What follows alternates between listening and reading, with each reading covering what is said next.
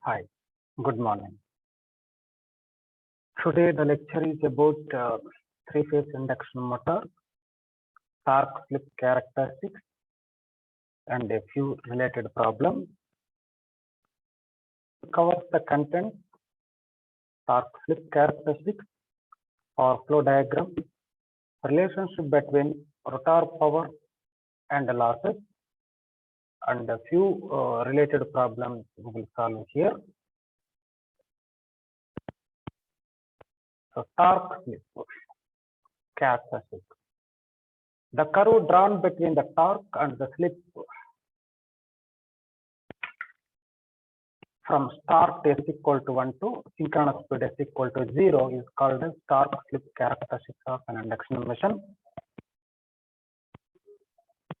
We know the torque equation, torque proportional to S2 square R2 by R2 square plus S2 whole square. The F, the input voltage, is constant. The torque is proportional to SR2 by R2 square plus SX2 whole square. Because of the voltage is the constant we considered here.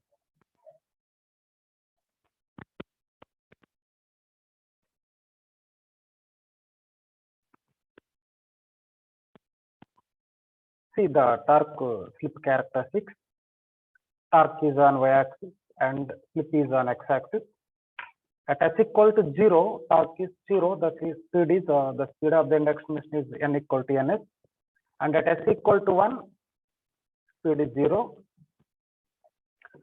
We draw the characteristics for starting torque, full load torque, and maximum torque. You can observe there in that graph.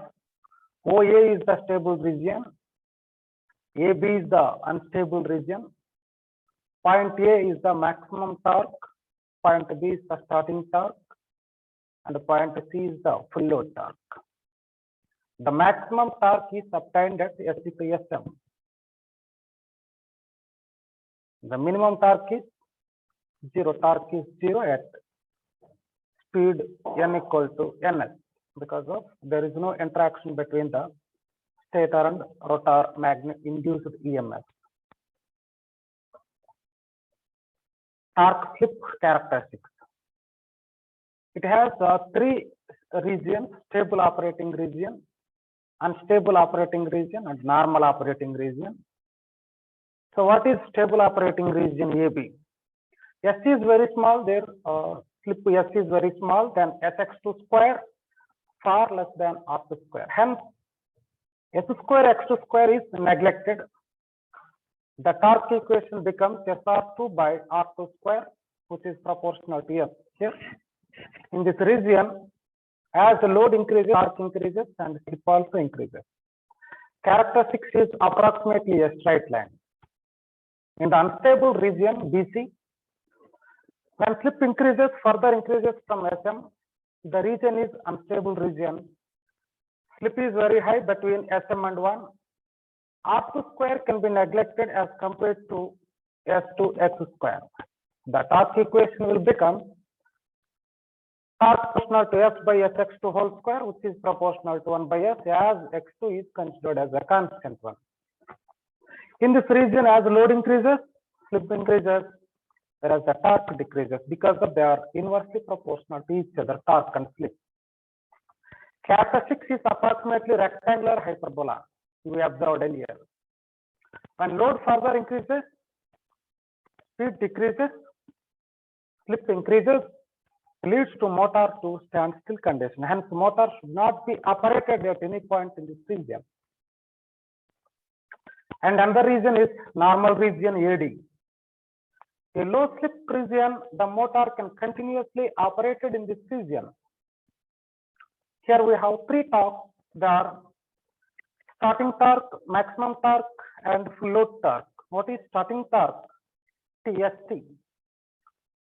The motor produces the torque when S equal to 1. The speed is 0. The torque is starting torque. Maximum torque or full out torque Tm. The torque produced at S equal to Sm is called maximum torque. Sm is the slip at which the maximum torque occurs, also called breakdown torque or full out torque. Full load torque. In the characteristics, the torque corresponding to point D is called full load torque of motor. Usually, full load torque of the motor is less than Tm, maximum torque.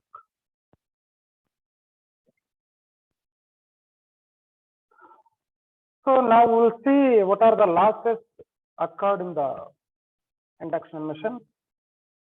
What are the possible losses? What are their names and how they will be produced? There are three major losses: magnetic or constant losses, mechanical losses or variable losses,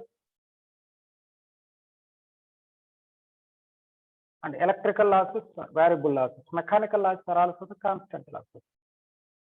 Magnetic losses are called as the core losses.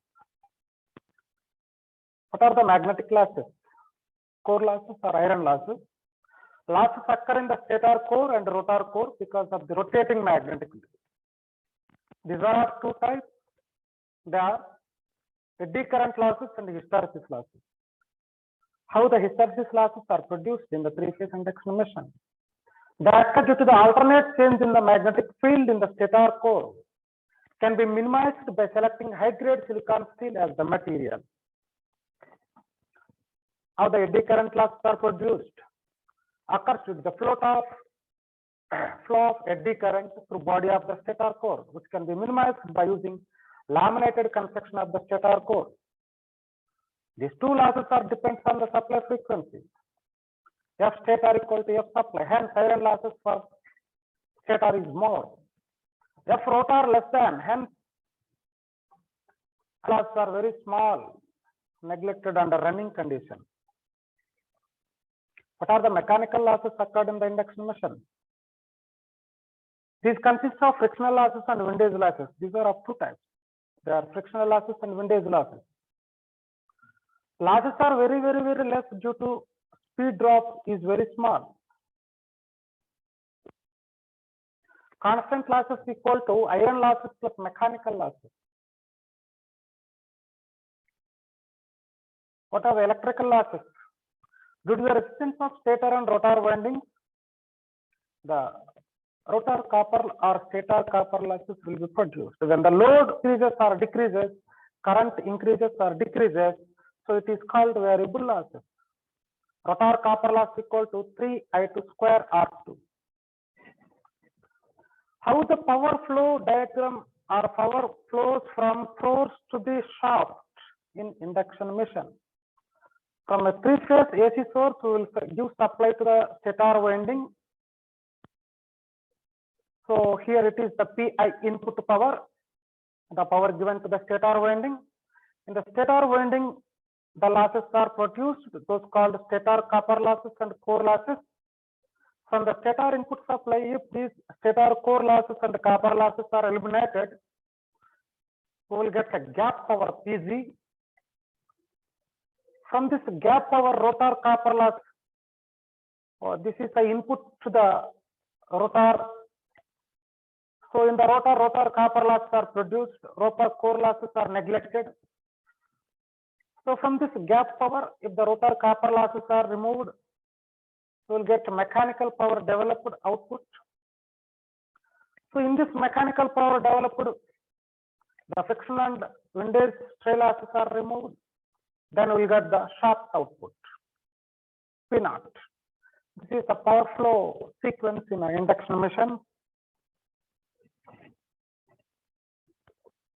See here once again the explanation of power flow. Induction motor converts electrical energy into mechanical power.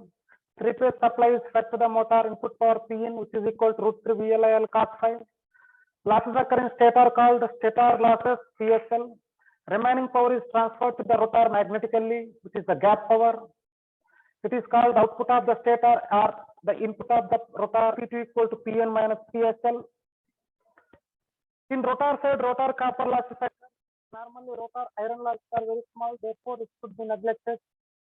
Remaining part is called the mechanical power developed P copper equals to H square R2. If that is removed, then P mechanical equal to P2 minus P copper losses. During the rotating part in a motor, mechanical losses occur. P out equal to Pm minus P mechanical losses. Rotor efficiency equal to rotor output by rotor input. Rotor input is Pc, rotor output is Pm. Motor efficiency equal to mechanical power output torque by electrical power input to the stator. P out by Pm. So what's the relationship between rotor input P2, copper losses PCU, and gross mechanical power? In general, power in terms of torque is P equal to Tg into omega, T is equal to 2 pi by 16. Power is transferred from stator to rotor, P equal to Tg into omega, T into 2 pi f by 16. Gross mechanical power developed by the rotor Pm is Tg omega equal to Tg into 2 pi by 16. Rotor copper loss equal to Pc equal to P2 minus Pm equal to Tg into 2 pi by 60 minus Tg into 2 pi by 16. P copper loss equal to Tg into 2 pi by 16 to Ns minus N. So what's the relation between rotor input P2, rotor copper loss PCU, and gross mechanical power Pm?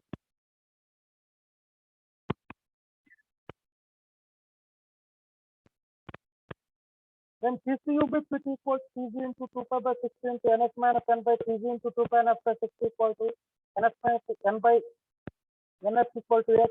In the same way, PCU by P2. So after replacing and deriving the relations between PCU, P2, and Pm, we get the relation is